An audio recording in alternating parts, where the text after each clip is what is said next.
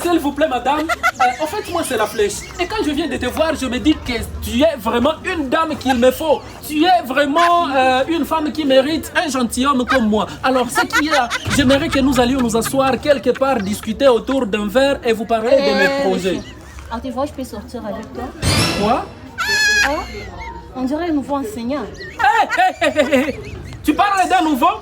Ça vraiment c'est un péché impardonnable. Quelle bêtise, quelle faute.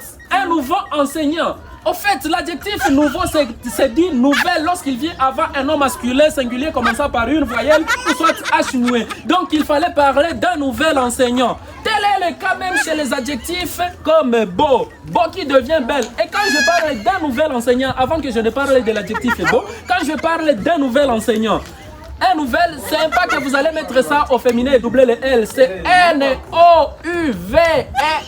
Donc nouvelle avec un seul L pour rendre ça masculin. On peut parler d'un nouvel hôpital, d'un nouvel enfant. Là c'est nouveau quand il vient avant un nom masculin singulier commençant par une voyelle ou soit H muet. Ça c'est premièrement. Vous avez aussi l'adjectif bon. Suivez-moi très bien madame parce que vous avez déjà commis une faute impardonnable. Ça on ne peut jamais tolérer. Nous avons deuxièmement l'adjectif beau. Beau devient belle. B-E-L. Lorsqu'il vient aussi avant un nom masculin singulier commençant par une voyelle ou soit H muet. Par exemple, un bel enfant. Par exemple, si l'enfant est beau. Et puis, si l'adjectif vient après le nom, il devient toujours tel qu'il est. Parce que là, on dit un enfant beau. Mais quand l'adjectif beau vient avant un nom masculin singulier commençant par une voyelle, il devient belle. Donc un bel enfant. Un bel hôpital quand l'hôpital est beau. C'est comme cela. Et nous avons le troisième adjectif qui est l'adjectif fou.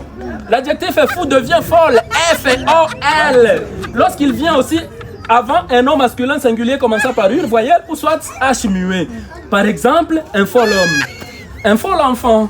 Et quand cet adjectif vient aussi après, il reste toujours invariable, il est fou. C'est comme l'adjectif aussi mou, je ne vais pas te laisser. C'est comme l'adjectif mou. L'adjectif mou aussi devient molle, donc M. Suivez!